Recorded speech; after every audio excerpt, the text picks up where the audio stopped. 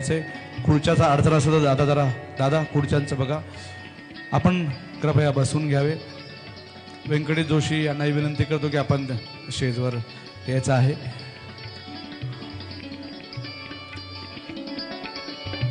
आपण राष्ट्रगीताने या कार्यक्रमाची सुरुवात करूया. आपण जोरदार एकदा सन्माननीय राज्यपाल महोदय यांचा टाळ्याच्या गजरात या ठिकाणी स्वागत करूया. सर, हा आवाज देशातल्या त्या 56 जगातल्या 56 देशांचा आहे. इथं प्रतिनिधी म्हणून या ठिकाणी आलेले हे महाराष्ट्राचे सगळे पदाधिकारी, संपादक, पत्रकार, आपलं सर्वांच्या वतीने या ठिकाणी आम्ही मनपूर्वक स्वागत करतो. राष्ट्रगीताने आजच्या या कार्यक्रमाची सुरुवात होईल. मी विनंती करतो की आपण कृपया राष्ट्रगीताला सुरुवात करावी. एक साथ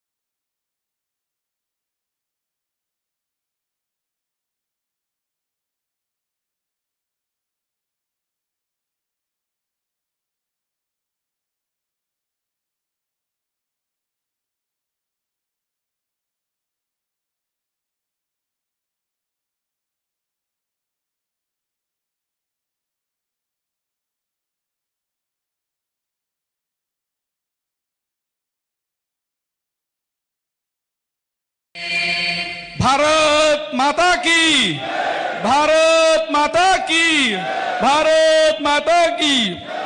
धन्यवाद.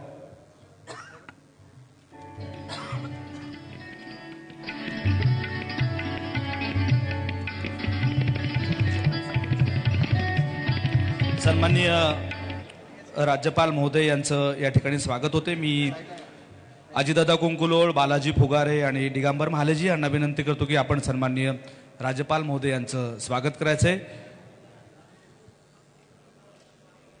सन्माननीय हरिभाऊ बागडे सर, म्हणजे मला आठवते की मी लोकमतला जेव्हा संभाजीनगरमध्ये होतो तेव्हा अत्यंत अभ्यासू आणि विचारवंत अशी छबी असणारे हरिभाऊ बागडे सर आज राज्यपाल सारख्या एवढ्या मोठ्या पदावर जाऊन बसलेले आहेत. याचा आम्हाला सगळ्यांना अभिमान आहे.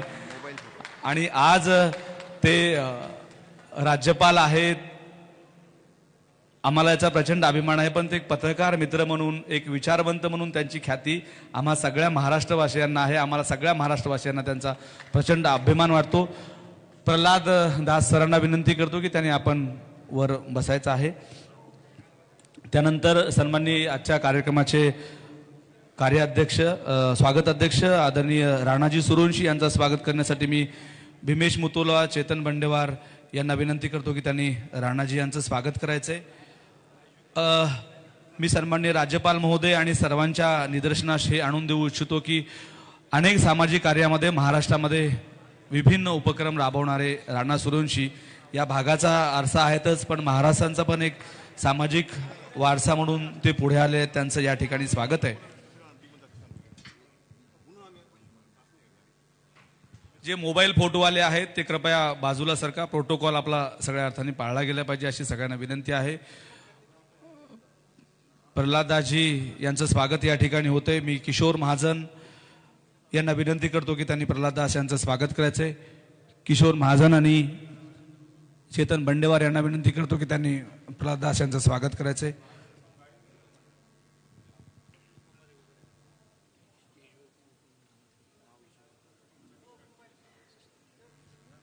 मोबाईल बाजूला ठेवा.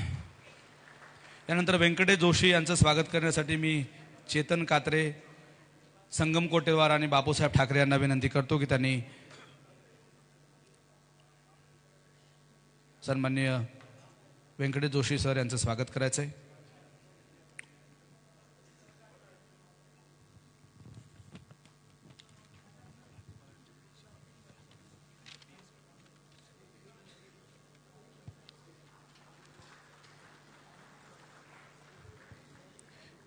यानंतर मी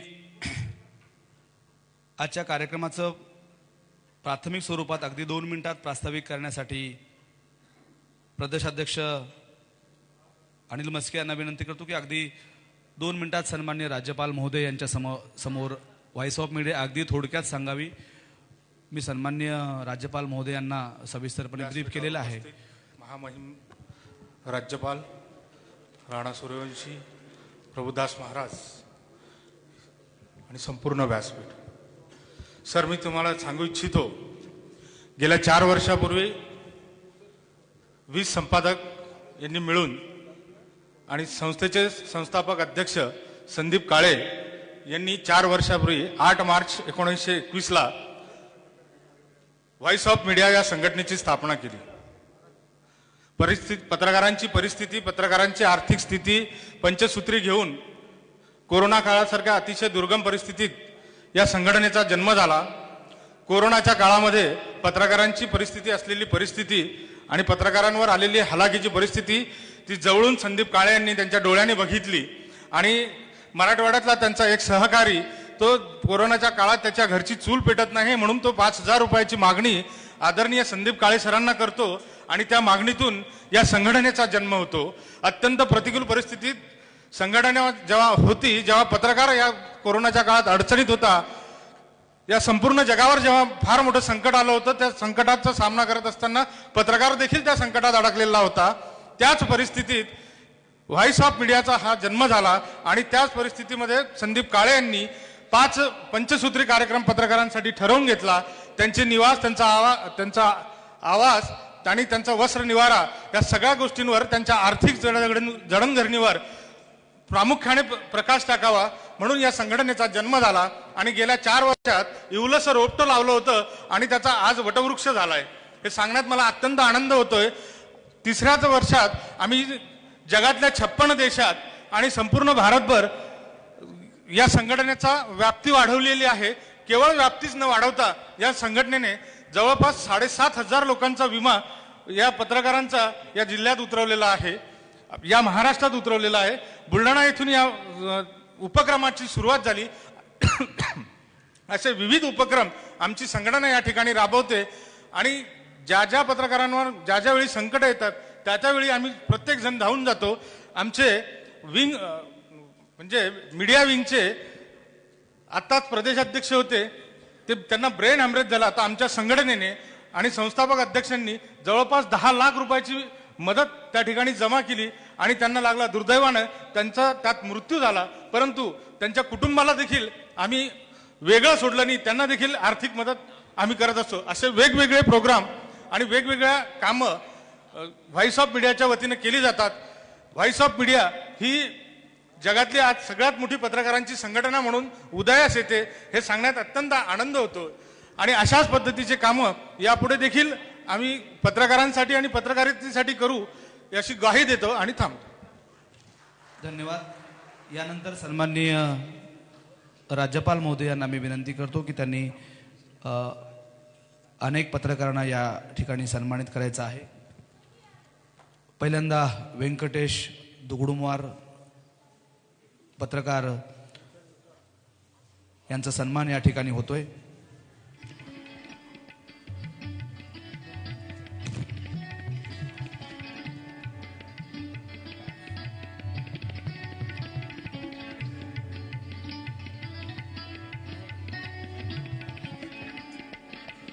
समोरचे सगळे खाली बसून घ्या, मागे डिस्टर्ब होतोय.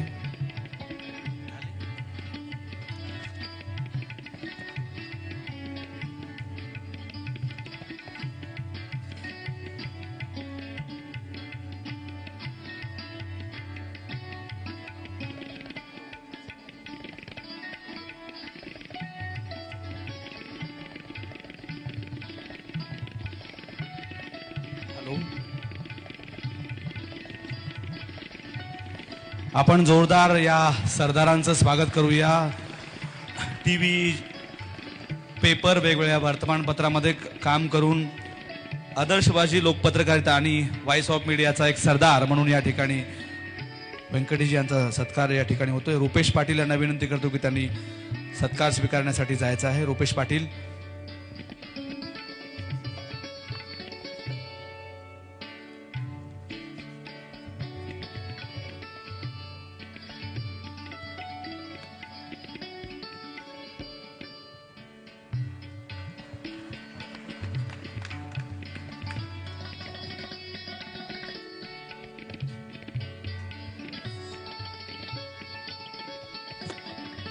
रुपेश पाटील यांचा सन्मान होतोय. त्यानंतर राजेश भालेराव यांनी सन्मानासाठी तयार व्हायचे. राजेश भालेराव, रुपेश पाटील,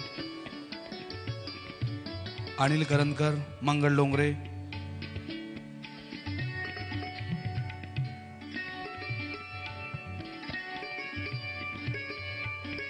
राजेश भालेराव यांचा या ठिकाणी सन्मान होतोय.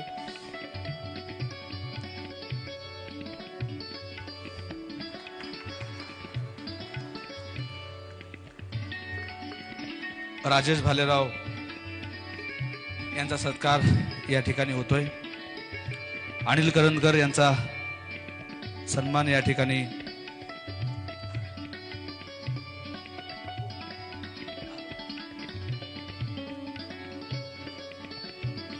त्यानंतर राजू कापशे, उमेश काटे, गंगाधर ढवळे, गणेश आवळे यांनी पुढे यायचे. आकाश अमृतवार, साताऱ्याचे अनिल करंजकर यांचा सन्मान या ठिकाणी होतोय.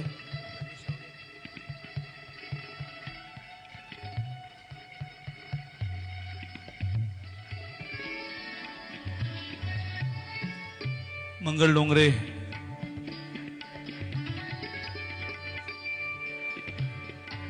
ठाण्याचे मंगल डोंगरे यांचा सन्मान या ठिकाणी. आपण कृपया फास्ट यावे.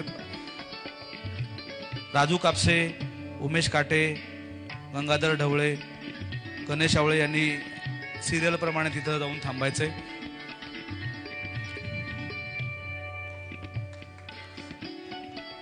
गणेश आवळे यांच्या नंतर आकाश अमृतवारचा पण सन्मान या ठिकाणी होतोय. राजू कापसे, उमेश काटे, गंगाधर ढवळे,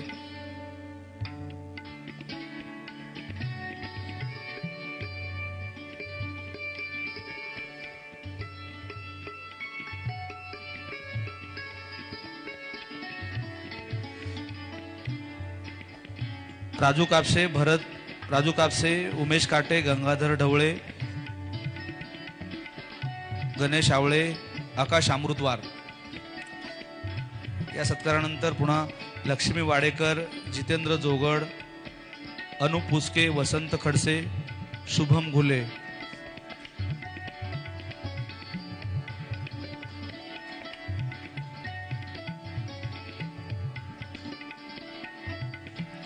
अंमळनेरचे उमेश काठे सकाळचे पत्रकार आहेत आणि अत्यंत क्रियाशील आपले सरदार म्हणून त्यांचा सन्मान होतो. आपण जोरदार टाळ्यामध्ये स्वागत करूया. भाई गंगाधर ढवळे, आपल्या संघटनेचा बुलंद आवाज आणि ज्येष्ठ पत्रकार ढवळे यांचा या ठिकाणी सन्मान होतोय. कृपया थोडं खाली बसून घ्या, बाकीच्यांना मागच्यांना डिस्टर्ब होते, असं काही करू नका. ढवळे यांच्या नंतर गणेश आवळे यांचा सन्मान होतोय. गणेश आवळे यांच्या नंतर अमृतवार यांनी तयार राहायचंय.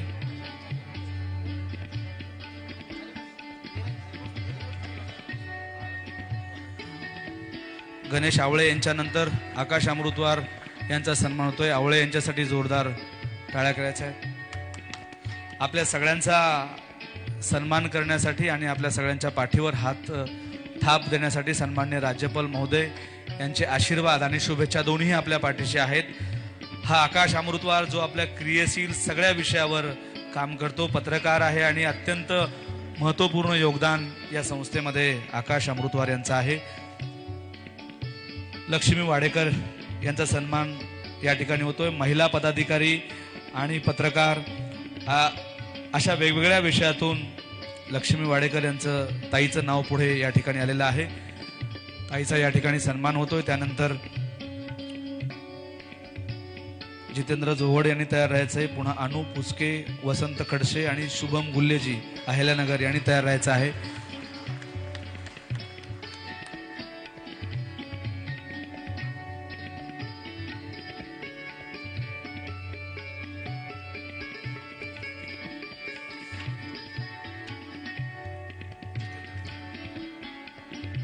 जितेंद्र जोगडजी यांचा सन्मान या ठिकाणी होतोय. आपल्या टाळ्या थांबल्या नाही पाहिजे. तुम्ही फक्त मनाने व्यक्त होऊ नका, हाताने पण व्यक्त व्हा. याचं कारण असं की एक सरदार, एक पत्रकार जेव्हा लिहितो तेव्हा करते. आणि अशा अनुप फुसके यांचा सन्मान या ठिकाणी होतोय.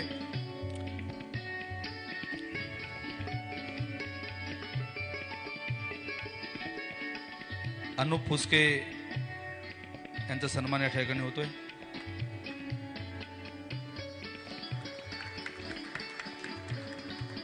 वसंत खडसे,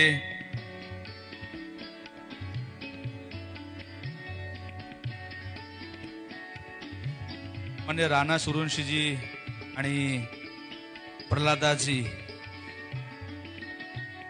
या दोघांच्या उपस्थितीमध्ये हा सोहळा पार पडतो. याचाही मनापासून अभिमान आणि आनंद होतोय.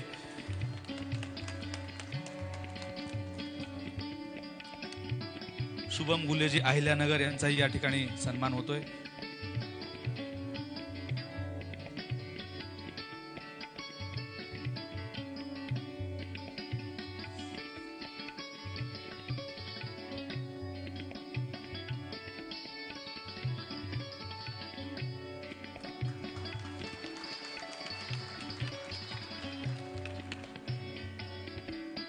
या सगळ्यांचं परत एकदा आपण टाळ्याच्या गजरात स्वागत करूया. आणि ह्या टाळ्या सन्माननीय राज्यपाल महोदय यांच्या आभारासाठी सुद्धा आहेत. त्यामुळे ह्या टाळ्यांचा आवाज त्यांच्या कानापर्यंत निश्चित गेला पाहिजे. मी सन्माननीय राज्यपाल महोदयांना विनंती करतो की आम्ही काम चांगलं करतोयच, पण आम्हाला त्या कामाची जाणीव करून देण्यासाठी तुमच्या वतीनं कानमंत्र देणं अत्यंत आवश्यक आहे. आणि तो कानमंत्र आपण शपथच्या माध्यमातून द्यावा अशी आपल्याला नम्रपूर्वक विनंती आहे. आपण ती शपथ द्यावी. आम्ही चांगलं काम करतोय, पण अजून ते काम उत्साहाने आम्ही करावं. यासाठी सगळ्यांनी उभं राहावं लागेल. हो, सगळ्यांनी उभं राहायचे. सावधानमध्ये हात समोर करायचा आणि उजवा हात पुढे करा. स्टेजवर असणाऱ्यांना राणा सुरुंशीसह सगळ्यांनी पुढे हात करायचा आहे. मी अर्धी ओळ सांगतो, आपण ती मागून म्हणायची. मी व्हॉइस ऑफ मीडियाचा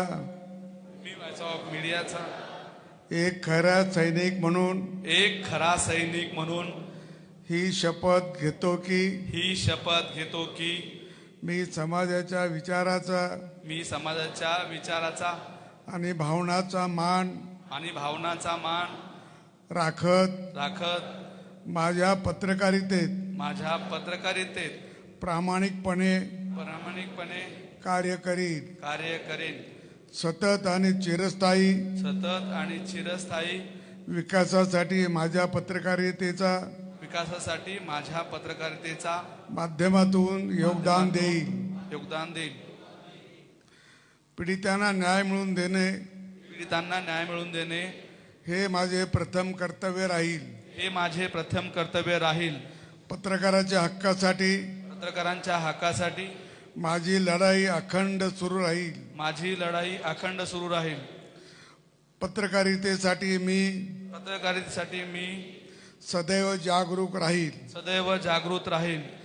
व्हॉइस ऑफ मीडियाच्या ध्वजाखाली माझी ही लढाई सतत पुढे चालू राहील.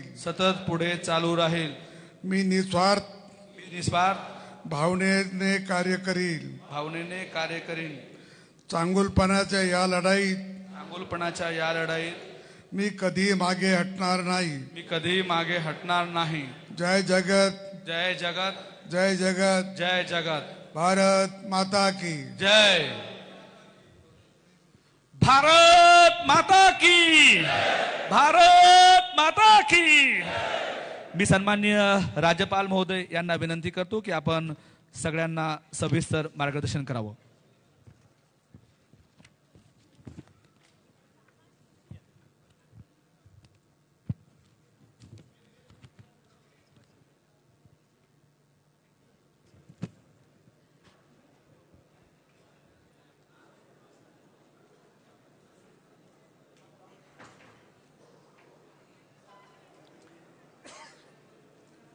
व्यासपीठावर उपस्थित असलेले परमपूज्य प्रल्हाददास प्रभूजी परमपूज्य कृष्ण चैतन्य प्रभूजी, व्यंकटेशजी जोशी, राणा सूर्यवंशीजी, अनिलजी मस्के, संदीपजी काळे, सर्व पत्रकार, सर्व मीडिया बंधू, सर्व छायाचित्रकार आणि उपस्थित बंधू आणि भगिनींनो, कालपासून आपलं हे अधिवेशन सुरू झालं. संदीपजी कुठे आहेत? खाली. संदीपजीने एवढा पाठलाग केलाय, काल मला खरं म्हणजे शक्य झालं नाही, कारण तिकडे एक असाच मोठा कार्यक्रम भारतीय मजदूर संघाचं राष्ट्रीय अधिवेशन होतं आणि त्यांचाही तो कालचा शेवटचा दिवस होता. त्यामुळं काल मला शक्य झालं नव्हतं. आजही सकाळी येताना सोलापूरमध्ये बरंच धुकं होतं, त्यामुळे विमान उडायला थोडं उशीर झाला आणि इथं ज्यावेळेला लँडिंग होईल असं कळलं, मग आम्ही तिकडून निघालो. मी विचारलं होतं की एवढे सगळे पत्रकार येणार आहे. पत्रकार म्हणजे पत्रकाराला असं सांगतात की पत्रकार सुताने स्वर्गाला जाणारा माणूस आहे. सुताने स्वर्गाला जाणारा म्हणजे सूत धरलं तरी तो ते पकडत पकडत पडक्यावर जाईल, असं पण कधी कधी पत्रकाराबद्दल बोललं जातं. आणि असा जागरूक पत्रकार आहे. अनेक तो शून्यातून वरही आणतो आणि वरून खाली पण आणतो. अशी कला पण त्याच्यामध्ये पत्रकारामध्ये आहे. आणि म्हणून अशा पत्रकाराचा समोर काय बोलावं म्हणून मी साधारणतः विचार करत होतो. तेवढ्या संदेशजीने मला सांगितलं की पत्रकारिता व सामाजिकता या विषयावर आपण काही बोलावं.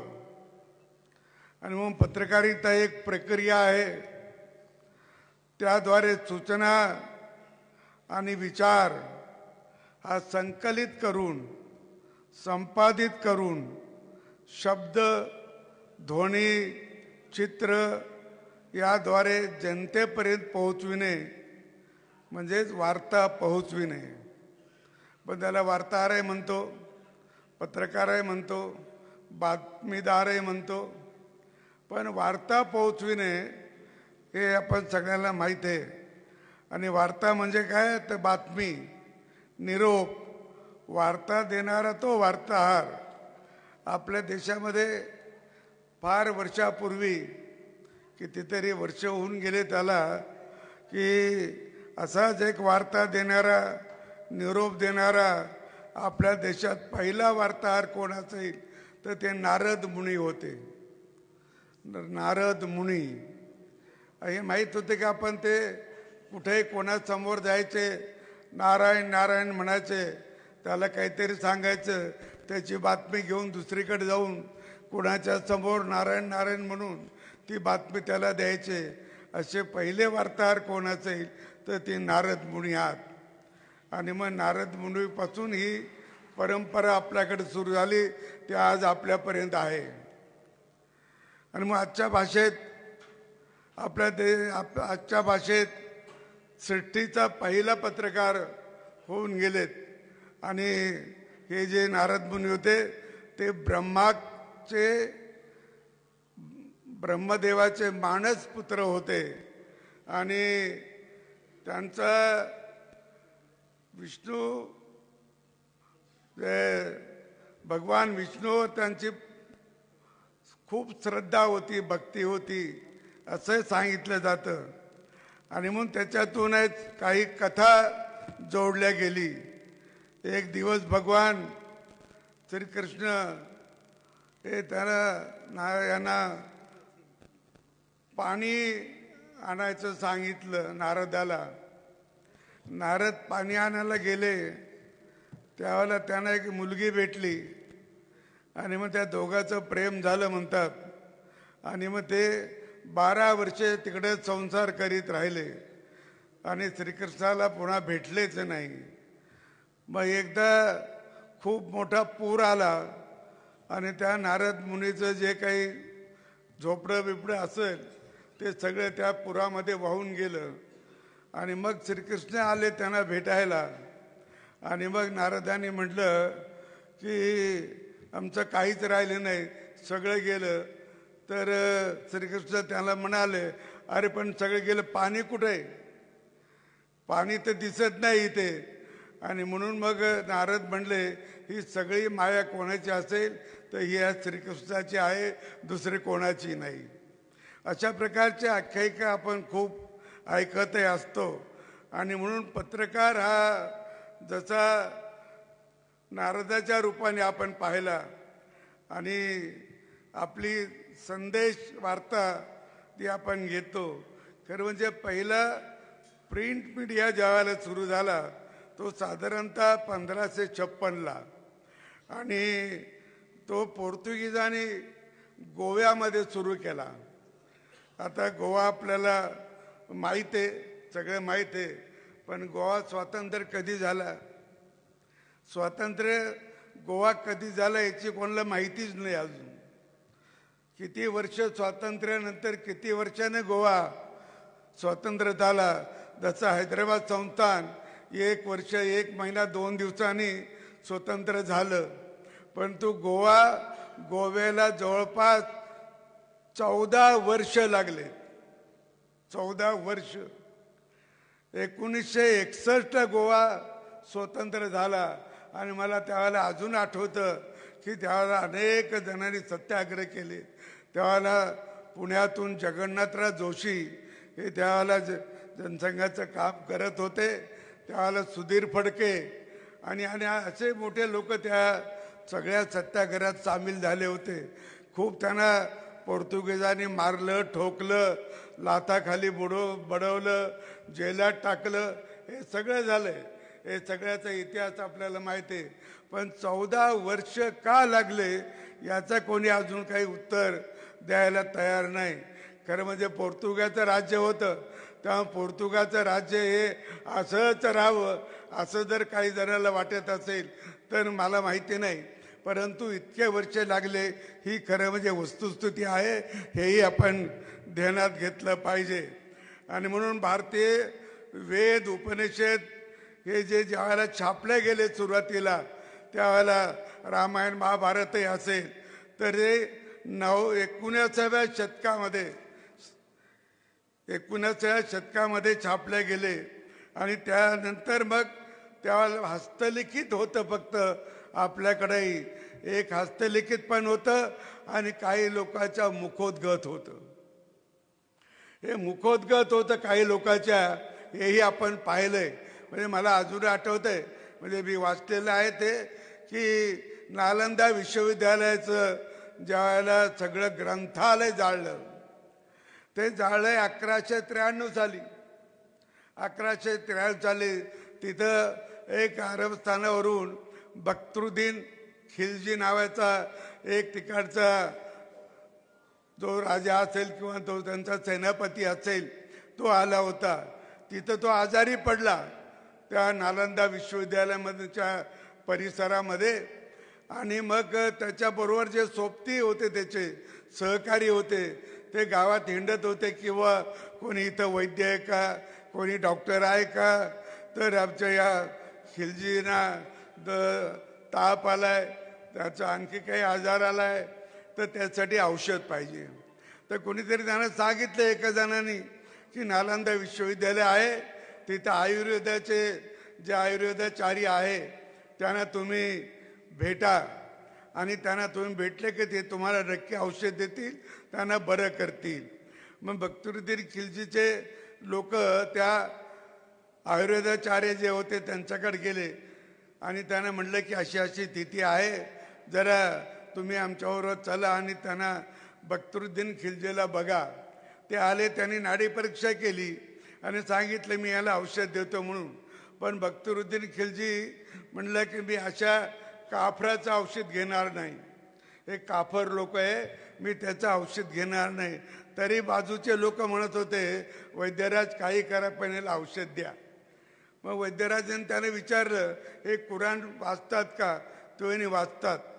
मग मी त्या वैद्यराजांनी सांगितलं की मी या कुराणाला लावायला एक पावडर देतो, एक भस्म देतो आणि ते भस्म तुम्ही रोज या कुराणाच्या पाण्याला लावत जा. आणि त्या बख्तरुद्दीन खिलजीला एक सवय होती, पान जर उलटायचं असेल तर त्याचं बोट जिभेला लागत होतं आणि जिभेला लावून मग तो पाणी उलटीत होता. ती सवय अजून जशाच्या तशी आपल्याकडे देखील बऱ्याच लोकांकडे आहे, चिंता करायचं काही कारण नाही. आणि म्हणून तो तसं करत करत गेला, तो वाचत गेला, पानं उलटत गेला, जिभेला बोट लावत गेला आणि त्या पानाला जे भस्म लागलेलं होतं त्या हळूहळू त्याच्या पोटात गेलं आणि पोटात गेल्यावर तो बरा झाला. तो बरा झाल्यानंतर तो म्हटला अरे एवढी मोठी विद्या आपल्या देशात नाही, एवढी मोठी विद्या आपल्या देशात नाही, ही जाळून टाका. आणि मग तिथं त्या लोकांनी, त्या बख्तरुद्दीन खिलजीच्या लोकांनी ते विश्वविद्यालयाचं ग्रंथालय होतं ते जाळलं. 3 महिने जवळपास ते ग्रंथालय जळत होतं. तेव्हा काही लोक म्हणले ठीक आहे पुस्तकातलं गेलं, आमच्या डोक्यात तर आहे, पुस्तकातलं गेलं असेल आमच्या डोक्यात आहे आणि डोक्यात असल्यामुळे आम्ही ते पुन्हा लोकांना सांगू, लिहून काढू वगैरे वगैरे. तसं आपल्या पत्रकाराचं पण ध्यान असतं. पत्रकार देखील वर्षानुवर्ष ज्या वेळेला पत्रकारिता करतो त्यावेळेला त्याच्याकडे असे जुने मुद्दे पण बरेच असतात. म्हणजे 10-20 वर्षाच्या निवडणुकीतलं कोण कोणाचा पराभूत झाला हे सामान्य माणसाला सांगता यायचं नाही. पत्रकार नेमका सांगू शकतो, कारण त्याच्यावर त्यांनी बरेच भाष्य केलेलं असतं, एखाद्याला उलटं पालटं पण केलेलं असतं. त्यामुळे त्याला हे बरोबर ध्यानात राहतं. आणि ज्याच्याशी तो खेळतो किंवा त्याच्याबद्दल तो काही थोडंफार इकडे तिकडे असं लिहित असतो ते त्याच्या नक्की ध्यानात राहतं, तो कधी विसरत नाही. ही देखील वस्तुस्थिती आहे पत्रकाराची. आणि म्हणून मग जे जसं मुखोद्गत होतं लोकांच्या, जसं हस्तलिखित होतं ते तसं छापायला नंतर 19व्या शताब्दीमध्ये ते छापणं सुरू झालं. आणि तेव्हापासून आपण आपल्याकडे पुस्तकं वाचतोय. मला जे काही वाचण्यात आलं किंवा माहिती मिळाली ती अशी की वेदाचे जे 4 वेद आहे ते साताऱ्याला, आता साताऱ्याचे पत्रकार पण होते, साताऱ्याला श्रीपाद दामोदर सातवळेकर यांनी 4 वेदाचं संहितेचं प्रकाशन केलेलं आहे. आपल्याला आठवत असेल पण मी वाचलं म्हणून आपल्याला सांगतोय. आणि म्हणून हा पत्रकार हा व्यक्ती जो आहे तो पत्रकारिता ही जी आहे ही तसा एक व्यवसाय पण आहे. पत्रकारिता हा व्यवसाय पण आहे. आणि म्हणून हा व्यवसाय वर्तमानपत्राला छापण्यासाठी लागणारं मटेरियल तो पुरवत असतो. म्हणून तसं तो एक व्यवसाय देखील त्याचा असू शकतो. अशा प्रकारचं काम हा आमचा पत्रकार बंधू नेहमी करत असतो. पत्रकारितेमध्ये विचार स्वातंत्र्य आहे, लेखन स्वातंत्र्य आहे. पण या विचार स्वातंत्र्याचं आणि लेखन स्वातंत्र्याचं जे काही याच्यामध्ये आपल्या घटनेमध्ये जे काही आपल्याला दिलेले आहे त्याच्याही पुढे आपण गेलोय. त्याच्यात जे विचार स्वातंत्र्य आणि लेखन स्वातंत्र्य म्हणलेलं आहे ते असंच आहे की तुम्हाला तुमचं मुक्तपणे लिहिता येईल, मुक्तपणे तुम्हाला बोलता येईल, मुक्तपणे भाषण करता येईल. पण याचा अर्थ असा नाही कोणाला काही बोलावं, कोणाला काही शिव्या द्याव्यात, कोणाचा काही पान उतारा करावा, कोणाचं काही अपमान करावा, असा त्याचा अर्थ होत नाही. पण आता तेच चालू आहे. आता तर तेच चालू आहे, सगळीकडे आपण बघतोय आता तेच चालू आहे. आणि म्हणून त्या स्वातंत्र्याचा जो काही आपण अर्थ काढला किंवा अर्थ लावतो तो अर्थ तसा नाही, तर तो केवळ तुम्हाला तुमचं मनसोक्त विचार मांडता यावेत. ते कोणाला पटो ना पटो, पण तुम्हाला तुमचे विचार मुक्तपणे लिहिता आले पाहिजे, वाचता आले पाहिजे आणि लोकांपर्यंत नेऊन सांगितले पाहिजे. लोकांना कळेल की हा विचार बरोबर आहे का चूक आहे, हा विचार योग्य आहे का अयोग्य आहे, हा विचार आपण स्वीकारा का न स्वीकारा, हे लोकांना कळेल. आणि त्यामुळे तुम्हाला लिहायला, वाचायला, बोलायला कुठल्या प्रकारची बंदी नाही. पण त्याचा अर्थ असा आहे की ते लोकांवर तुम्ही सोडा, पण कोणाला वाईट बोलणं आणि कोणाचा अपमान करणं हे हा त्याचा अर्थ नाही. तेव्हा ही शब्द संपदा आहे आणि शब्द संपदा जरा जपून वापरली पाहिजे, विचारपूर्वक वापरली पाहिजे. आपल्या शब्दाचा वेगळा अर्थ काढून कोणाला काही वाईट वाटेल, कोणाचा अपमान होईल किंवा कोणाचा आणखी तो त्याच्यामध्ये फार दुःखी होईल असं कुठलेही शब्द वापरू नये. लोकांना अनेक जणांनी सांगितलंय की आपला शब्द वाया जाऊ नये. याचा अर्थ काय की आपला शब्द लोकांनी स्वीकारलं पाहिजे, आपलं वाक्य लोकांनी स्वीकारलं पाहिजे, आपलं मत लोकांनी स्वीकारलं पाहिजे. आपले विचार लोकांनी जर स्वीकारायचे असतील तर ते चांगल्या प्रकारे शब्दबद्ध करता आले पाहिजे, चांगल्या प्रकारे वाक्य रूपात करता आलं पाहिजे.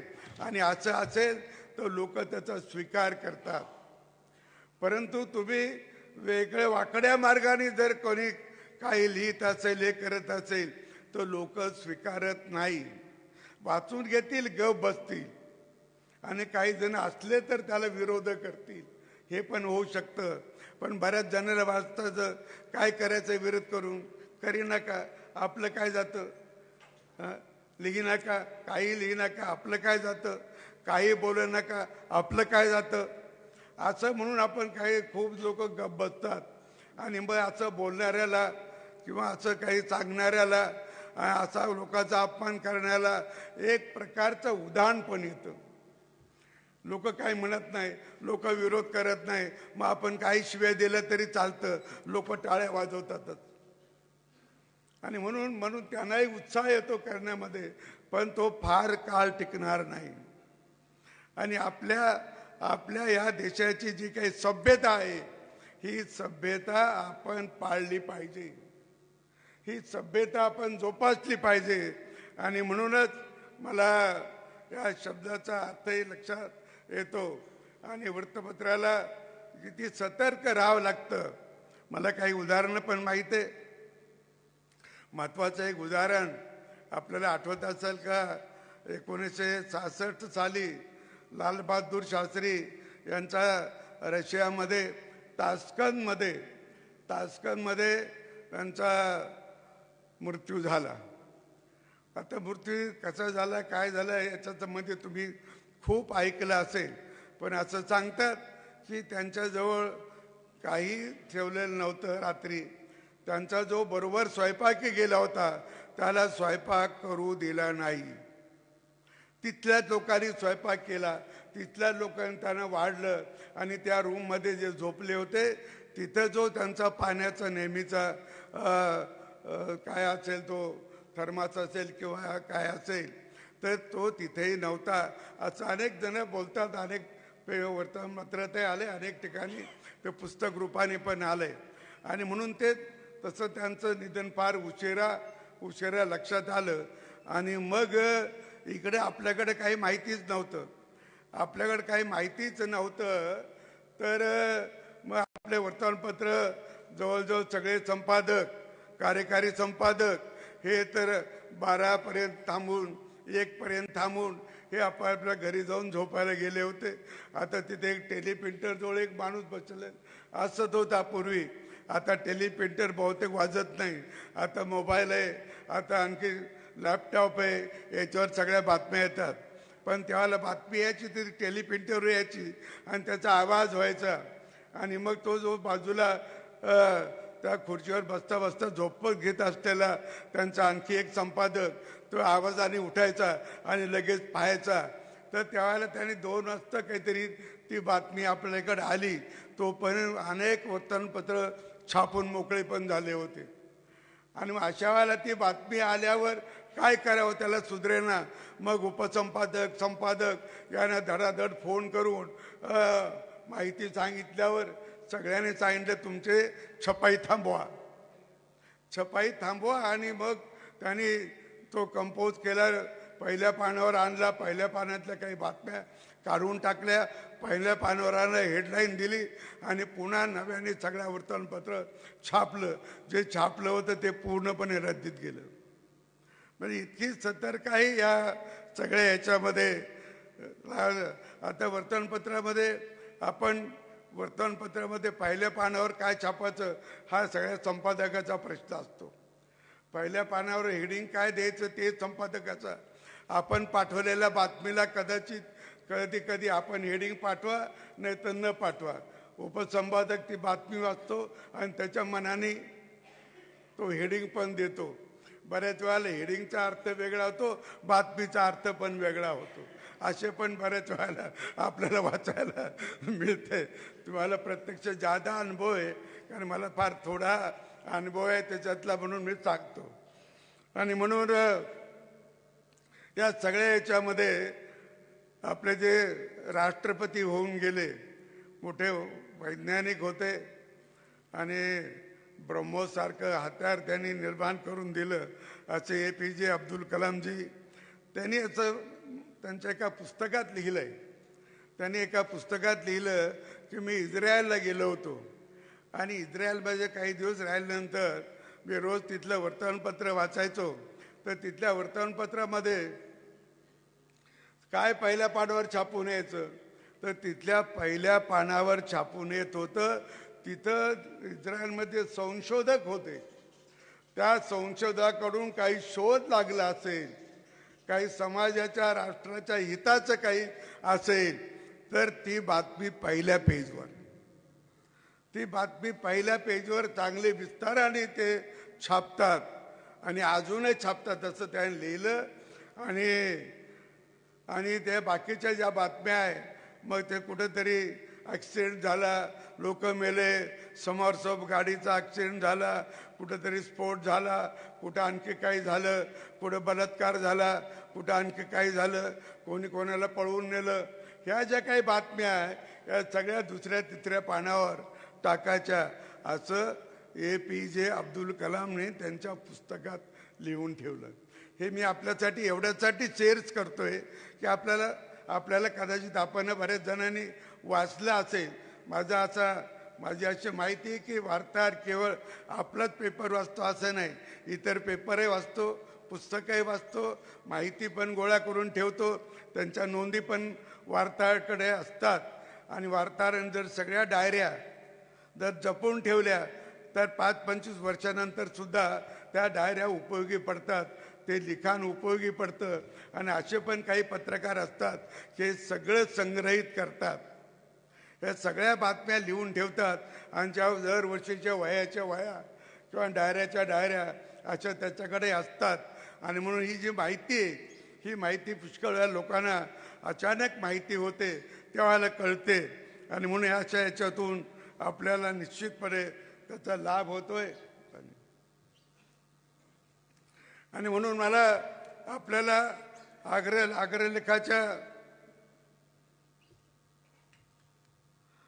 अग्रलेखातून विचाराची स्पष्टता पण आपलं वर्तमानपत्र करत असतात. पण मला काही वर्तमानपत्राच्या बऱ्याच वर्षापासून मी हे वर्तमानपत्र वाचतोय, तेव्हा मला काही वर्तमानपत्राचे चांगले भांडणं मी पण वाचलेत, विशेषतः मराठा आणि मार्मिक. आता तुम्ही ऐकून असाल बरेच जण, कारण तुम्ही कोणी त्यावेळेला नसाल, पण इतक्या आधीचे ते झाले. मराठा आणि मार्मिकचं जे काही भांडण चालायचं ते प्रचंड असं इतक्या खालच्या पातळीवर जाऊन चालायचं. एकीकडे आत्रे, एकीकडे बाळासाहेब ठाकरे. आत्रे आणि बाळासाहेब ठाकरेंचं खूप मोठं भांडण आहे, आपण त्याचं पाहिलं. दुसरं एक झगडा मला माहिती आहे, ते भांडण ते नागपूरचं, म्हणजे लोकमत आणि नागपूर पत्रिका. नागपूर पत्रिका आहे नाही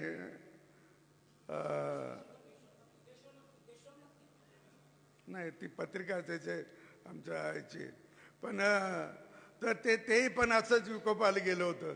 खूप दिवस चाललं हे त्याचे वाभाडे काढायचं ते याचे वाभाडे काढायचं हे पण आपल्याला माहीत असेल. तर काही जणांचे आग्रहलेख हे मुद्दाम लोक वाचत होते पूर्वी. तसं खाडिलकरचं नाव आपल्याला माहिती आहे. तसं नागपूरचे गत्र मानखोळकर एक होते ते तरुण भारतमध्ये लिहायचे फार वर्षापूर्वी लिहायचे. तर ते एक चांगलं हरा महाजानी म्हणून एक होते लोकसत्तेचे वार्ताहर होते खूप वर्ष. तर ते एक विवी गोखले एक होते आणि हे विवी गोखले जे हे तसं अनेक प्रकारचं लिखाण करत होते व्याख्यानं पण देत होते. आणि या व्याख्यानामध्ये तर ते मी त्यांचं सोलापूरला एक व्याख्यान ऐकलं ते साधारणतः 70च्या आधी ते व्याख्यान मी ऐकलं आणि त्याचं नाव होतं शतक चुंबन.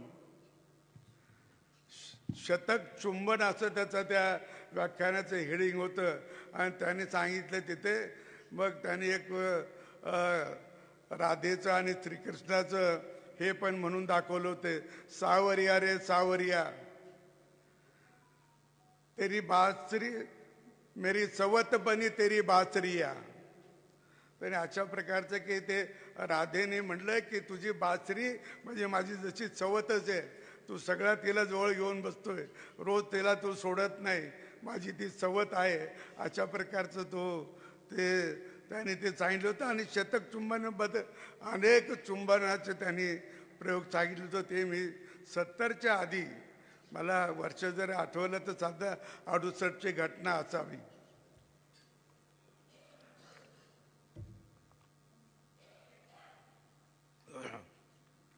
आणि म्हणून पत्रकारांचे विचार वेगवेगळे असू शकतात. एखाद्या पक्षाच्या विचाराला विरोध असू शकतो पण देशाच्या प्रतिष्ठेला कुठे गालबोट लागेल या सगळ्या याच्यामध्ये असं कुठलंही आपण करत नाही आणि करू नये असं मला वाटतं. आता हे झालं पत्रकारिता संबंधीचं. दुसरं आहे की सामाजिकता म्हणजे काय. तर सामाजिकता आपला समाज माहीत आहे जे आपण बसलो तो सगळा समाजाचे आपला सगळा समाज आहे. आणि म्हणून त्याचा एकत्रित व्यवहार समाजाचा भाव त्याचा एकत्रित व्यवहार परस्पर बांधिलकी एक दुसऱ्याला मदत करण्याचा विचार समाजाची सभ्यता नैतिक मूल्य आणि मानव समाज एकत्रित राहणे एकमेकाच्या गरजा भागवणे सभ्य माणसाची सामाजिकता आपल्या देशामध्ये होती. आता आपल्या देशामध्ये ही सभ्यता जी होती ती अनेक लोकांनी अनुकरली. म्हणजे आपली संस्कृती ही बुडवासाठी खूप लोकांनी प्रयत्न केला. आपली संस्कृती बुडालेली नाही. जगातल्या काही संस्कृत्या बुडाल्या पण भारतीय संस्कृती बुडाली नाही. वास्तविक भारतीय संस्कृती बुडवण्यासाठी भारतीय विचार हा नाहीसा करण्यासाठी देवधर्मावरची तुमची निष्ठा तुम्ही सोडली पाहिजे या विचाराने अनेक जणांनी आक्रमण केली तसा प्रयत्न केला. परंतु आपली संस्कृती काही आपल्यापासून वेगळी होऊ शकली नाही. त्याचं अनेक कारणं आहेत. त्याचं कारण आहे की काही जणांनी लिहून ठेवलंय. आता इकडे पश्चिमेचा एक चांगला लेखक आहे इतिहासकार एक कवी आहे मॅक्स मुलर नावाचा एक लेखक आहे. आणि त्यांनी जे त्याच्या पुस्तकात लिहून ठेवलंय मॅक्स मुलरने आणि तो उतारा पंडित जवाहरलाल नेहरूंनी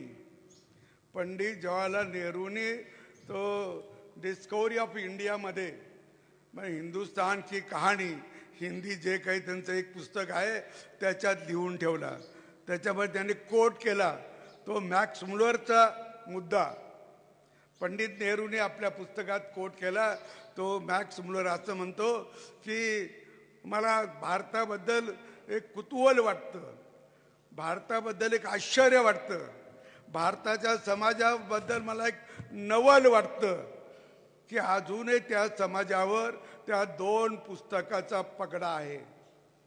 ते 2 पुस्तक म्हणजे एक रामायण आणि दुसरं महाभारत. रामायण आणि महाभारताचा पगडा या तुमच्या भारतीय लोकांवर अजून आहे. हजारो वर्ष होऊन गेले त्या पुस्तकाला, परंतु तो पगडा आजही आहे. याचं मला आश्चर्य वाटतं. आणि हे मॅक्स मुलरने लिहिलंय. पश्चिमेचा तो लेखक आहे आणि पंडित जवाहरलाल नेहरू त्यांच्या पुस्तकामध्ये त्याचा मुद्दाम संदर्भ दिला आहे. अनेक संदर्भ असतील त्याच्यात. आणि म्हणून आपल्याकडे एक 1605 साली म्हणजे आपला समाज कसा होता, इथे आपण कसे होतो भारतात, आपले पूर्वज कसे राहत होते आणि आत्ता कसे राहतात, याचा जर आपल्याला ताळमेळ बसवायचा असेल, याचं जर आपल्याला संगती लावायची असेल आणि ते चित्र आणि आजचं चित्र आपल्याला स्मरण करायचं असेल, तर आपल्याला जरूर ते सगळे पुस्तकातले जे उतारे आहे ते आपण ध्यानात ठेवले पाहिजे, वाचले पाहिजे. 1605 साली चिनी सम्राट याकंती त्याचं नाव होतं. तो भारतात आला होता आणि भारतीयाबद्दल त्याने लिहून ठेवलंय. त्यांनी सांगितलं की भारतीय सत्यनिष्ठ आहे, भारतीय लोक आहे सत्यनिष्ठ आहे. हे त्यांनी लिहून ठेवलं त्या चीनच्या सम्राटाने. दुसरं एक आपल्याला माहित आहे की अबुल फजल, आपण ऐकलं असेल नाव. अबुल फजल यांनी अकबरनामा लिहिलाय. अकबरनामा जो अबुल फजलने लिहिलाय, पण अकबरनाम्यामध्ये जोधा आणि अकबर याचं म्हणजे ते जोधा ही राजपुताची आहे असं आणि त्याचं लग्न झालं असं कुठेही अकबरनाम्यात नाही, कुठे नाही. आता अकबरनामा तर त्याच्यानंतर लिहिलं गेलं ना, पण तरी त्याच्यात नाही. तरी आमच्याकडे आज लिहिल्या जातं, त्याच्यावर चित्रपटही निघतो, त्याच्यावर लोक आणखी काही करतात, हे सगळं चालू आहे. आता वस्तुस्थिती सांगतो. हे म्हणजे त्याला लोकांनी कसं ते जुळवलं ते बघा. खरं म्हणजे तिथे जेव्हा भारमल नावाचे एक राजे होऊन गेले, भारमल, भरतपूर वगैरे त्या भागातले ते राजे होऊन गेले भारमल. आणि त्यांचं लग्न झालं त्यावेळेला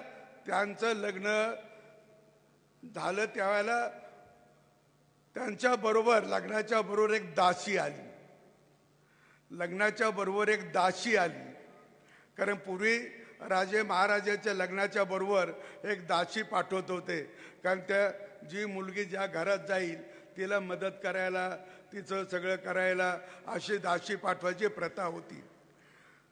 आणि मग ती दासी जी आली ती पर्शियन होती. पर्शियन ती जाती होती. पर्शियन म्हणजे सगळी गोरीपान वगैरे असणारे सांगायची गरज नाही. तिच्याबरोबर एक छोटी मुलगी आली होती.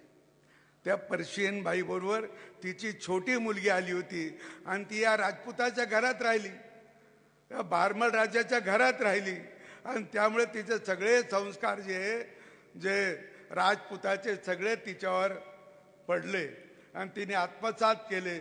सगळे त्योहार असू द्या, सणवार असू द्या, सगळे असू द्या, चालीरीती असू द्या, हे सगळे तिने आत्मसात केलेल्या होत्या. आणि मग आता तिचं लग्न करायचं तर कोणातरी मोठ्या माणसाची केलं पाहिजे असं भारमलला वाटलं. आणि मग भारमल हा अकबराचा मांडलिकच होता. अकबराचं हे त्यांनी स्वीकारलं होतं भारमलनी. आणि मग त्याने अकबराला पटवलं आणि त्या मुलीचं लग्न लावून दिलं. ती राजपुताची नव्हती, ती पर्शियन होती.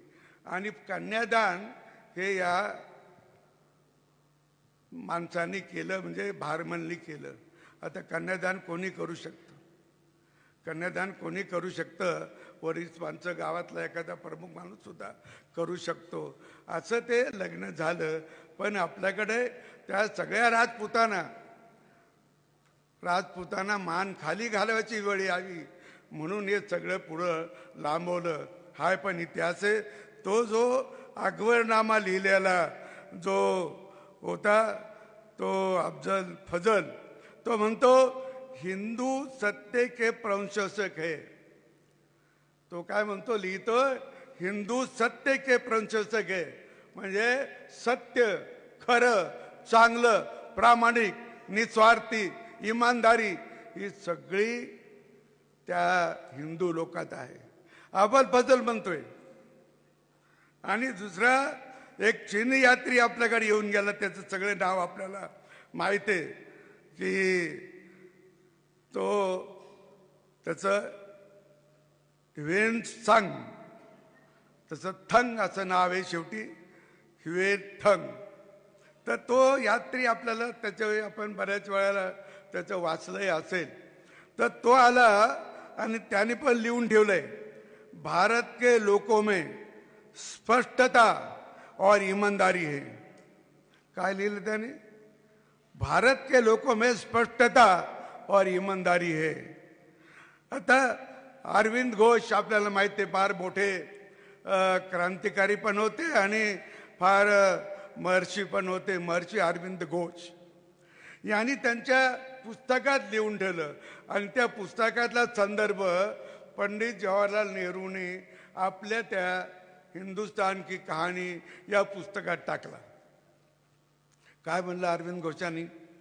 अरविंद घोषांनी असं म्हटलंय की त्यावेळचा माणूस, म्हणजे मी जे वर्णन सांगतो त्यावेळचा माणूस आणि आता जर समजा त्यांचा नातलग असेल, आपण म्हणतो की आमचे आता पूर्वीचे सगळे वंशज आहे आम्ही त्यांचे वगैरे, आपण कोणाचे न कोणातरी वंशज आहोतच. बिगर वंशाचं तर ते एक नाही, हे कोणाच्या न कोणाचे तरी वंशज आहे, त्याचे पण वंशावळ माझ्याकडे आहे, पण मी आता सांगत नाही, त्याच्याबद्दल फार वेळ आपला घेत नाही. पण तो म्हणतो की म्हणजे महर्षी म्हणतात अरविंद घोष की त्यावेळचा एखादा माणूस आला आणि आपल्या समोर बसला, समोरासमोर दोन्हीकडे दोन खुर्च्या टाकून एकमेकाच्या समोर, तर तो माणूस म्हणेल की ज्या 10 भागापैकी 10 गोष्टीपैकी 9 तुझ्यातून गायब झाल्या, एकच राहिली. 9 गायब झाल्या. म्हणजे तुझी शारीरिक क्षमता कमी झाली, तुझी बौद्धिक क्षमता कमी झाली, तुझ्या अनेक प्रकारच्या, तुझी इमानदारी कमी झाली, तुझं अमुक काय झालं तमुक कमी झालं. 9 गोष्टी तुमच्या कमी झाल्या 10 पैकी. याचा अर्थ तो माणूस आणि आपल्या माणूस आता किती फरक पडला याचा शोध आपण पत्रकारांनी पण घ्यायला मुळीच हरकत नाही. शोधा हे सगळे ते पुस्तकं वाचून, म्हणजे तुम्हालाही लक्षात येईल की हे सगळं काय होतं आपलं जीवन आणि आता काय झालंय. काय होतं असं तू, काय झालं असं तू, असं काहीतरी कुठंतरी मी ऐकलंय आणि त्यामुळे त्याचं पुन्हा उल्लेख करत नाही. समाज पत्रकारांना, जसं पत्रकारांना नाव ठेवतो, राजकीय नेत्यांना नाव ठेवतो, ही माणसं येतात कुठून? आता ठीक आहे, आता ही गोष्ट नक्की आहे की कोणी कोणाला तरी विरोध करत असतो, कोणी कोणाला तरी नाव ठेवत असतो. पण आता ही जी माणसं आता वागतात, आता जे काही त्यांचे प्रकार चालू आहेत, आता जे काही जगणं चालू आहे, आणि ज्या माणसाला आपण बोल नाव ठेवतो, चुकलं म्हणतो, हे चांगलं नाही केलं म्हणतो, ते वाईट केलं म्हणतो, आता ही माणसं आली कुठून? ही सगळी माणसं आली कुठून? आता ही सगळी माणसं जी आहे, ही सगळी माणसं समाजातून आली. समाजातून सगळे आपण, तुम्ही, आम्ही कुठून आलो? आपल्या समाजातून आलो, आपल्या कुटुंबातून आलो, आपल्या गावातून आलो. मग जर माणसं चुकत असेल आणि ती जर समाजातून आली असेल, तर माणसाचं चुकणं कधी बंद होऊ शकतं? माणसाचं चुकणं त्याच वेळेला बंद होऊ शकतं की सर्व समाज, हा जो समाज आहे हा सुधारला पाहिजे. सर्व समाज सुधारला पाहिजे. आणि सर्व समाज सुधारायचा असेल तर सर्व समाजाला सुधारण्यासाठीच आपण वातावरण निर्माण केलं पाहिजे. हळूहळू आपल्याला त्या दिशेने जायचं असेल, आमचा सगळा समाज चांगला घडवायचा असेल, चांगला समाज व्हावा असं आपल्याला वाटत असेल तर पहिलीच्या विद्यार्थ्यापासून तर कॉलेजच्या विद्यार्थ्यापर्यंत, युनिव्हर्सिटीच्या विद्यार्थ्यापर्यंत तुम्हाला त्याला असे त्याच्या मनामध्ये अशा प्रकारचे गुण, सद्गुण निर्माण केलेच पाहिजे. सद्गुण निर्माण केलेच पाहिजे. आज आपण बिघडलो का? तर बिघडलं असेल तर सुधारायला वाव आहे ना. आणि शेवटी माणसं जर सुधारली नाही तर कोण सुधरेल? कारण प्राण्यामध्ये सगळ्यात अक्कलवान माणूस कोण असेल तर मानव. कुठल्या प्राण्यामध्ये जो जिवंत असतो त्याच्यात सगळ्यात अक्कलवान माणूस कोण असेल ते आपण आहोत. माणूस आहे. आणि माणसाला एक कळतं, बिघडणं कळतं, सुधारणं कळतं. दोन्ही गोष्टी जर त्याला कळत असेल तर आपला समाज सुधारला पाहिजे. आणि समाज सुधारायचा असेल तर ज्याला ज्याला वाटतं समाज सुधारला पाहिजे त्यांनी आपल्यापासून प्रयत्न केले पाहिजे. त्याला आपल्यापासून प्रयत्न करणार आहात की नाही कोणी? का तो बिघडला मी पण बिघडलो, तो बिघडला मी पण बिघडलो, ते तशी वागतात मी तरी काय करू? मग तेच म्हणतात चाल तिकडं. मग म्हणून गेलो तिकडं. मग त्याने त्याचं व्यसन होतं ते मलाही लागलं, कारण मी त्याचा मित्र होतो. जर मला व्यसन नव्हतं आणि मी व्यसन करणाऱ्याच्या बरोबर गेलो तर आपण त्याला सुधारायचं का त्याचं आपण बिघडायचं? बरेच जण बिघडतात, त्याला सुधारायचा प्रयत्न करा ना. ही मानसिकता ठेवा की मी व्यसन करत नाही, पण मी कोणाने कोणातरी व्यसनी माणसाचं व्यसन मुक्त करीन. समाजातल्या ज्या काही अशा वाईट गोष्टी घडतात त्या सगळ्या त्याच्यापासून सुद्धा समाज मुक्त होऊ शकतो. आणि म्हणून या सगळ्या गोष्टीचा आपल्याला विचार करायचा असेल तर समाजाला सुधारण्यासाठी शाळापासून प्रयत्न केला पाहिजे.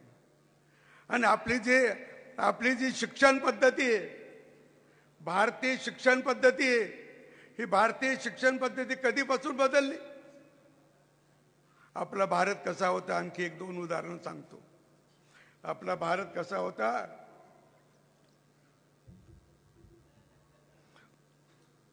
म्हणजे आपल्या भारतामध्ये एक गव्हर्नर होते इंग्लंडहून आलेले.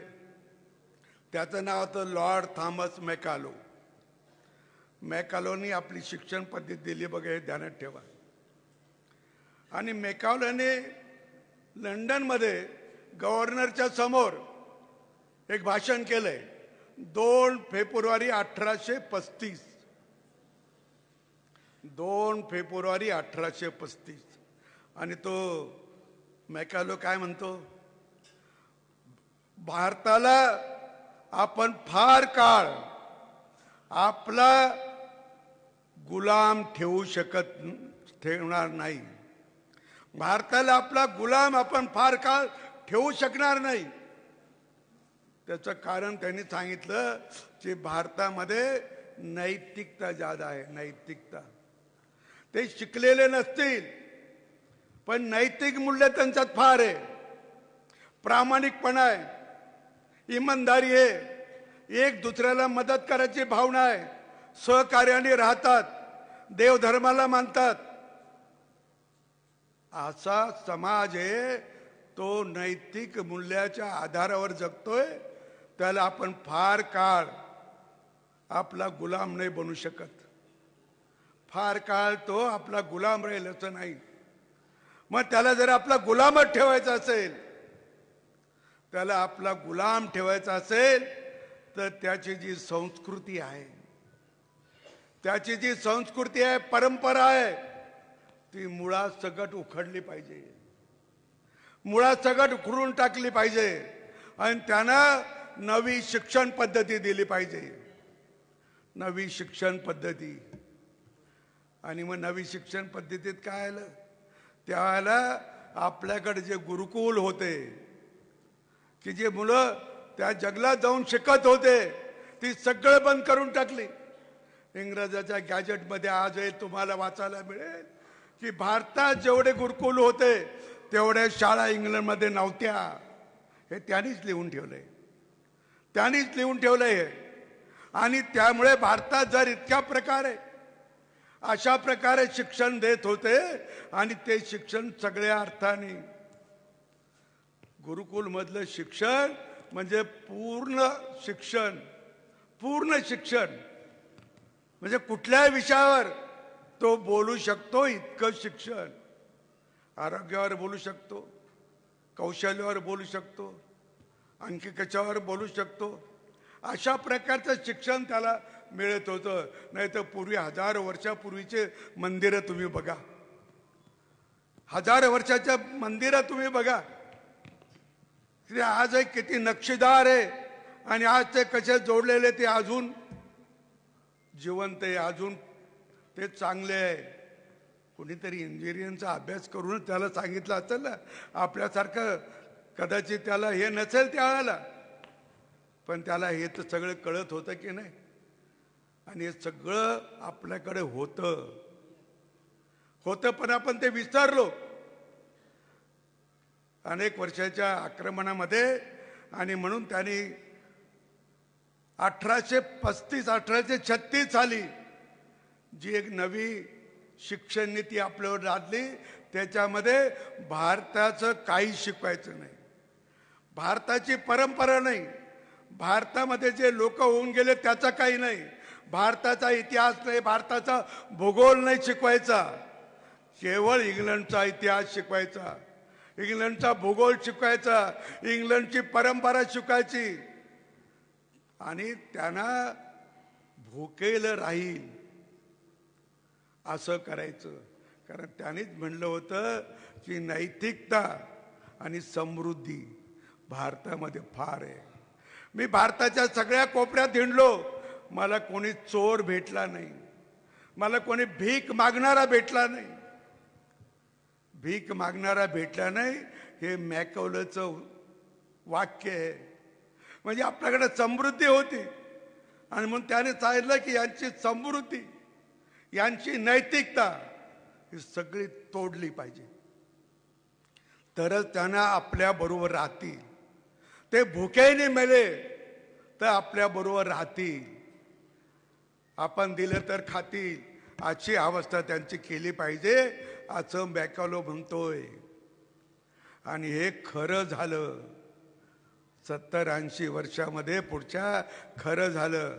महात्मा गांधींचं एक भाषण आहे, 23 मार्च 1922, 23 मार्च 1922 महात्मा गांधीचं भाषण आहे. अहमदाबादचं भाषण आहे, कोर्टाच्या समोर केलेलं भाषण आहे. त्या भाषणामुळे त्यांना 6 वर्षाची शिक्षा झाली होती. महात्मा गांधी म्हणतात त्या भाषणात, इंग्रजांनी आमची लूट केली, आमचं सर्वस्व लुटलं, आमचे जे घरेलू उद्योग होते ते सगळे इंग्रजांनी बंद पाडले. ज्याच्यावर आमचं पोट भरत होतं, ज्या दूध दुभत्यावर असेल, ज्या कला कौशल्यावर असेल, ज्या काही आम्ही कला वस्तू करू त्याच्यावर असेल, आम्ही कपडे विणत होतो आमच्या घरी आणि तेही नेत होतो बाजारात, जे विणत नव्हते ते कपडे घेत होते, त्याच्यावर आमचं पोट चालत होतं. हे सगळं इंग्रजांनी बंद केलं, हे संग्रह बंद केलं. आम्ही आता भुकेला मरायला लागलोय. दुष्काळ आला तर आम्ही जगू शकणार नाही, इतकी आमची वाईट अवस्था इंग्रजांनी केली. हे महात्मा गांधीचं वाक्य आहे. अनेक त्यांच्या जी भाषणं आहे महात्मा गांधीची, त्याच्यात तुम्हाला हे वाक्य कुठेही सापडेल, कुठेही सापडेल. आता इतकी अवस्था केली आपली आणि एक खरी ठरली ना. म्हणजे 1835 तो सांगतो भारत समृद्ध आहे, नीतिवान आहे, नैतिक मूल्य आहे आणि तो भीक मागत नाही कोणी माणूस, चोर कोणी मिळत नाही. अशा भारताची दुरावस्था 1922 साली जी महात्मा गांधीने वर्णन केली, ती महात्मा गांधीने वर्णन केलेली जी त्यांचं भाषण आहे, ती वर्णन केलेली अवस्था अवस्था बरेच वर्ष अशीच चालू होती, अशीच चालू होती आणि त्याचाही आपण विचार केला पाहिजे. आणि म्हणून मला आपल्याला विनंती करत की समाज सुधारला पाहिजे, समाज सुधारला पाहिजे. आणखी एक गोष्ट सांगतो, आपल्याला माहिती आहे पण पुन्हा सांगतो की न्यूटनने गुरुत्वाकर्षणाचा शोध लावला. आम्ही सगळे शिकलो, अजून मास्तर तेच शिकवतात. पण न्यूटनने लावला तो 1630 साली, साधारणतः आकडा आहे माझा. त्याच्या आधी कोपर्निकस म्हणून पोलंडचा एक शास्त्रज्ञ होता, त्यांनी पण तसंच लिहून ठेवलं होतं. पण तिथल्या पोलंडच्या लोकांनी त्याचं मानणं नाही, पोलंडच्या लोकांनी त्याचं मानलं नाही, तू काहीतरी सांगतो म्हणून तो तसाच राहिला. त्या कोपर्निकस जो आहे त्याच्या नावाने दिल्लीमध्ये एका रोडचं नाव पण आहे. तुम्ही जर महाराष्ट्र सदनला गेलात तिथे, तर महाराष्ट्र सदन जे जुनं आहे ते कोपर्निकस मार्गावरच आहे. कोपर्निकस. आता तिकडचा तो शास्त्रज्ञ इथं नाव दिलं, पण त्याच्या आधी, कोपर्निकसच्या आधी 1150 इसवी सन 1150 साली भास्कराचार्यांनी लिहून ठेवलंय. भास्कराचार्यांनी सिद्धार्थ शिरोमणी नावाचा एक ग्रंथ लिहिला आणि त्याच्यानंतर 4 भाग केले. एका भागाचं नाव आहे लीलावती. लीलावती तिची मुलगी होती आणि ती विधवा असल्यामुळे वडिलांकडे राहत होती. लीलावतीने भास्कराचार्याला विचारलं, बाबा तुम्ही म्हणता की सूर्य स्थिर आहे, पृथ्वी त्यांच्या भोवती फिरते, चंद्र पृथ्वीच्या वरी फिरतो, मग खाली पडत काऊन नाही? जर असं फिरतात तर पडत काऊन नाही? भास्कराचार्यांनी उत्तर लिहिलं, लीलावती नावाच्या पुस्तकात आपल्याला सापडेल की त्यामध्ये एकमेकाला ओढतात, एकमेकाला खेचतात, एकमेकाला आकर्षण करतात, म्हणून खाली पडत नाही. आता आकर्षण करणं आणि गुरुत्वाकर्षणाचा न्यूटन म्हणतो, न्यूटन लिहितो की मी एका झाडाखाली बसलो होतो. आमचे पोरं तेच सांगतात. आजही कुठल्या पोराला विचारा न्यूटनचा शोध कसा लागला, तर ते पोरग हेच सांगेल की न्यूटन झाडाखाली बसला होता, मग एक सेब पडला त्याच्या समोर, मग त्याला वाटलं कसं काय खाली आला. मग त्याच्या आधी का वर जात होता का? सेब काही वर नव्हतं जात त्याच्या आधी, खालीच पडत होता. पण आता हे आपल्याला माहितीच नाही ना. आपला इतिहास बुजवून टाकला, पुसून टाकला, कारण तुम्ही जादा हुशार होऊ नये म्हणून. आणि आणखीन तुम्हाला सांगतो की भारतीयाची बौद्धिक क्षमता फार आहे. भारतीयाकडे जितकी बौद्धिक क्षमता आहे तिथे दुसऱ्या राष्ट्राकडे नाही. याची अनेक उदाहरणं आहेत. एवढी बौद्धिक क्षमता, पण अरविंद घोष म्हणतात की तुमची बौद्धिक क्षमता जी होती ती आता राहिलीच नाही, ती लयाला गेली. म्हणजे इतकी असून सुद्धा असं वाटतं की आपली इतकी कमी झाली की काय, आणि आम्हाला उगाच वाटतं आम्ही लय हुशार आहोत, आम्ही लय हुशार आहोत, असं उगीच वाटतं. पण पूर्वीचे लोक किती हुशार होते हे त्यावरून आपल्याला लक्षात येतं. आणि म्हणून बौद्धिक क्षमता खूप हे आपल्याला वाटत असेल. आता अमेरिकेत ट्रम्प साहेबांनी इथल्या पोरावर बंदी घातली होती, याल शिकायला 80 लाख रुपये भरावे लागतील. त्यांनी ते परत घेतलं ना. काहून घेतलं परत? आता तर म्हणते आम्ही तुमचं ते टेरिफ लावलं ते पण कमी करतोय 50%. काहून कमी करतो? कारण त्याला भावच दिला नाही आपल्या देशाने. म्हण तुला काय म्हणायचं ते म्हण, आम्हाला काही घेणं देणं नाही.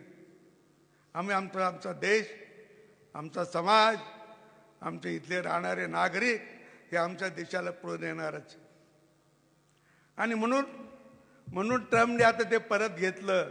आणि तुम्हाला सांगतो सिलिकॉन व्हॅली आपलं जसं मुंबई आहे, अनेक कंपन्याचे ऑफिस तिथे आहे, तसं सिलिकॉन व्हॅली आहे. त्या सिलिकॉन व्हॅलीमध्ये आज या मित्राला 70% भारतीय मजदूर काम करतात. 70% भारतीय मजदूर काम करतात आज.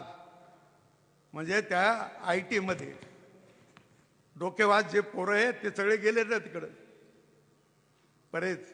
IT मध्ये, आणि ते सगळे तिथं काम करतात. ते सगळे जर भारतात आले तर ते कंपनी बंद पडेल. गुगलचा प्रमुख कोण आहे? भारतीयच आहे ना. सुंदर पिचाई भारतीयच आहे ना. अशा अनेक कंपन्याचे तिथं भारतीय लोक आहे. आणि म्हणून आपण जे आता जोर देतो आहोत आपल्या शिक्षणावर, केंद्र सरकारने 2020 जी शिक्षण पद्धती लागू केली, नवी शिक्षण पद्धती, ती 400 कुलगुरू देशातले 1000 शिक्षण क्षेत्रातले तज्ज्ञ असे 2 वर्ष विचार करत होते. आणि 2 वर्षांनी मग स्वाभाविकपणे त्यांनी ते सगळं प्रारूप तयार केलं आणि त्याची घोषणा 1920 मध्ये झाली. आता ते वयाच्या 3ऱ्या वर्षापासून मुलं शाळेत जातील असं शिक्षण द्यायचं धोरण केलं. कारण बौद्धिक क्षमता आणखी वाढली पाहिजे आणि समाज सुधारला पाहिजे. आणि समाज सुधारायचा असेल तर आपल्याला निश्चितपणे त्याचा विचार केला पाहिजे. सगळ्यांनी विचार केला पाहिजे. पत्रकारांनी सुद्धा आपल्या लेखणीचा उपयोग समाजाच्या दृष्टीने, समाज सुधाराच्या दृष्टीने, हा मुलांना चांगलं वाचण्याच्या दृष्टीने, आणि शेवटी जे काही नको आपल्याला त्याच्यावर प्रहार केला पाहिजे. त्याच्यावर प्रहारही आपण केला पाहिजे. आणि जे व्यसन लागलेलं आहे ते व्यसन मुक्त झालं पाहिजे. हे व्यसन बाहेरून येते. ड्रग बाहेरून येतो. कशासाठी पाठवतात? पैशासाठी नाही पाठवत. ड्रग बाहेरचे देश आपल्याकडे जे ड्रग पुरवतात ते पैशासाठी नाही, तर भारताच्या तरुणाची ताकद खच्ची करायला. भारताचा तरुण हा असा दुबळा झाला पाहिजे, खिळखिळ्या झाला पाहिजे की तो उठलाच नाही पाहिजे लढाई करायला. अशा पद्धतीने त्यांनी त्या प्रकारे आपल्याला नामोहरम करायचा प्रयत्न केलाय. मी आपल्याला पुन्हा एकदा प्रार्थना करतो की आपण या दृष्टीने विचार करावा, समाज सुधाराच्या दृष्टीने विचार करावं. मला इथे काळे साहेबांनी बोलवलं तेव्हा त्यांचे आभार, आपल्या सगळ्यांचे आभार, त्यांच्या सर्व मित्रमंडळीचे आभार व्यक्त करतो आणि माझं भाषण संपवतो. धन्यवाद. आपल्या जागेवरून कोणी उभे नाही. मी सन्माननीय राज्यपाल महोदयांना विनंती करतो की आपण स्मरणिकेचं प्रकाशन या ठिकाणी करायचं आहे. Sanjay Awate sir, voice of मीडियाचे कार्याध्यक्ष, लोकमत समूहाचे संपादक या ठिकाणी आलेले आहेत. सन्माननीय राज्यपाल महोदयांच्या हस्ते प्रकाशन होत आहे स्मरणिकेचं. मी सन्माननीय राज्यपाल महोदयांना विनंती करतो की आपण प्रकाशन करायचं आहे. त्यानंतर माझ्याच 5 पुस्तकांचं प्रकाशन या ठिकाणी होत आहे.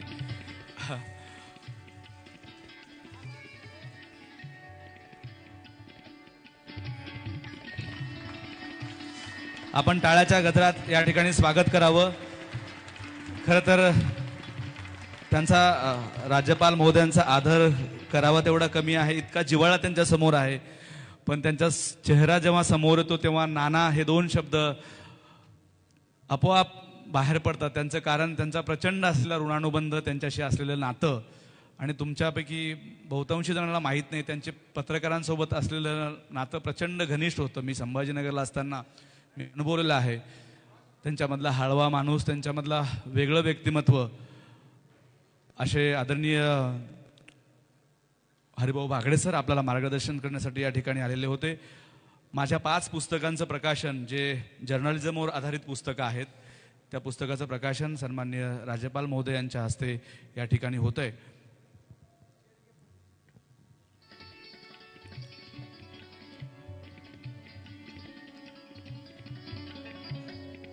खास अमेरिकन गुरु आपल्या भेटीसाठी या निमित्ताने आलेले आहेत. कीर्तनकार, रॉक डान्सवाले, त्यांच्या प्रमुख उपस्थितीमध्ये पण हा सोहळा होतो. त्यांचे हात या निमित्ताने इथे लागतायत ही फार जमेची बाजू आहे. राणा सुरुंशीजी, उद्योजक, समाजसेवक व्यंकटेश जोशी काका आणि सर्वांचे आपले आवडते सन्मान्य संजय आवटे सर हेही या ठिकाणी आलेले आहेत. या सगळ्यांचं मनपूर्वक मी आभार मानतो, स्वागत करतो. आत्ता प्रोटोकॉलप्रमाणे राष्ट्रगीत होईल, त्यानंतर आपण कुठेही एक सेकंद हलणार नाहीत. संजय आवटे सरांचं भाषण आपल्याला ऐकायचं आहे. मी राष्ट्रगीतासाठी सर्वांना उभं राहण्याची विनंती करतो. एक साथ राष्ट्रगीत शुरू करेंगे. शुरू कर. गणमन अधिनायक जय हे भारत भाग्य विधाता पंजाब सिंधु गुजरात मराठा द्राविड उत्कल बंग विंध्य हिमाचल यमुना गंगा उच्छल जलधि तरंग तव शुभ नामे जागे तव शुभ आशीष मागे गाहे तव जय गाथा जनगण मंगलदायक जय हे भारत भाग्य विधाता जय हे जय हे जय हे जय जय जय जय हे. भारत माता की, भारत माता की. धन्यवाद. संजय आवटे सर जागेवरच त्यांच्या बसतील. राणा सुरुंशी पण त्यांच्यासोबत असतील. धन्यवाद नाना. आपण जागेवरून कोणी उठणार नाही, बाहेर कोणीही जाणार नाही. जागेवर कृपया बसून घ्या. सगळ्या स्वयंसेवकांना विनंती की आपण जागेवर बसून घ्यायचंय. मी किशोर महाजन आणि अश्विनी पुरी यांना विनंती करतो की आपण संजय आवटे सरांचं स्वागत करायचंय. सगळेजण सन्माननीय हरिभाऊ बागडे सर यांचा आदरपूर्वक त्यांना बाहेर नेतील. आपल्या जागेवरून कोणीही उठणार नाही. 1 मिनिट कोणी जागेवर उठणार नाही. स्वयंसेवक तिथं जागेवर था. अश्विनी पुरी आणि महाजन हे स्वागत करतील संजय आवटे सरांचं. नाही चालू ठेवा. जागेवर बसून राहा. कोणी सगळेजण आपल्या जागेवरून कोणी उठणार नाही. जागेवर बसून राहा. अश्विनी पुरी आणि 1 मिनिट सुद्धा आपल्या जागेवरून कोणी उठणार नाही. आवाज तिकडला याचा कमी करा. याचा आवाज कमी करा. मला माहिती आहे की आपण एका जागेवर बसून आहात. चहा आणि पाण्याची व्यवस्था जागेवर कृपया करावी. बाहेर जे चुळबुळ चाललेलं आहे इकडे त्यांना सगळ्यांना